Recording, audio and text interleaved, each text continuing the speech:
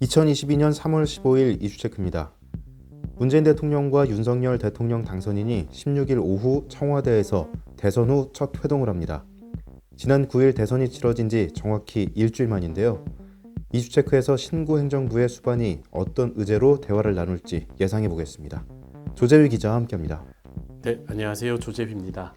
네, 내일 진행되는 문재인 대통령과 윤석열 대통령 당선인의 첫 회동, 국정 현안 전반에 걸쳐 폭넓은 얘기가 오갈 것으로 관측되고 있는데 주로 어떤 내용의 대화가 테이블에 오를 것으로 예상되고 있습니까? 네, 다양한 현안을 주고받을 것으로 보이고 있는 가운데 몇 가지 안건이 중점적으로 논의될 것으로 보입니다. 먼저 정치권의 이목이 쏠리고 있는 이명박 전 대통령의 사면 문제, 그리고 오미크론 확산 속에 시급한 코로나19 피해 보상 문제, 그 밖에 북한의 ICBM 발사 가능성 등 대북 문제, 국제정세에 따른 에너지 가격 상승 등 외교 안보 현안도 주된 의제로 다뤄질 수 있습니다. 네, 먼저 이명박 전 대통령의 사면 문제 먼저 들여다볼까요? 윤 당선인 측과 국민의힘 측은 오래전부터 사면 요청을 견지오지 않았습니까? 네, 김은혜 당선인 대변인은 15일 윤 당선인은 이명박 전 대통령 사면 요청하겠다는 생각을 오래전부터 견지해왔다며 사면 건의 방침을 공식화했습니다. 그리고 국민의힘 내부에선 이전 대통령 사면과 관련해 긍정적인 전망이 적지 않은데요. 이번 대선에서 양 진영의 극단적인 대립을 확인한 만큼 국민통합 차원에서 문 대통령이 결단을 내리지 않겠느냐는 전망입니다.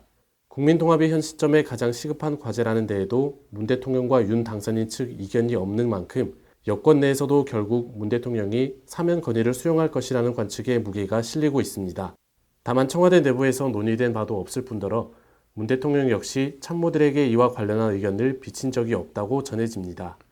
네, 또한 오미크론 확산 속에 코로나19 피해 보상 문제도 회동 테이블에 오를 가능성이 높다고요.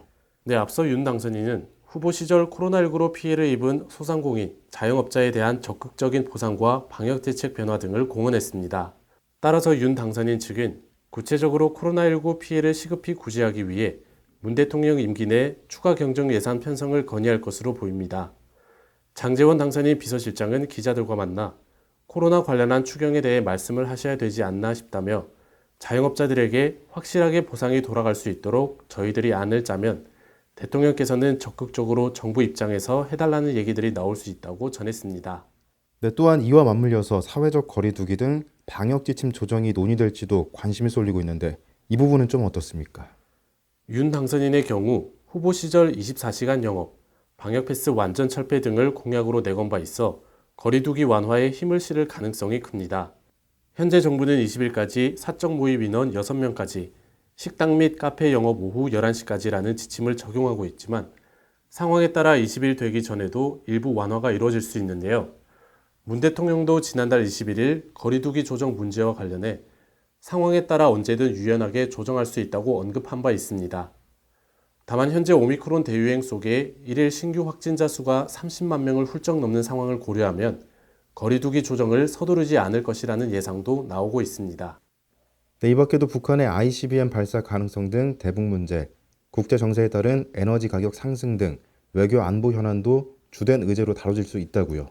네, 그렇습니다.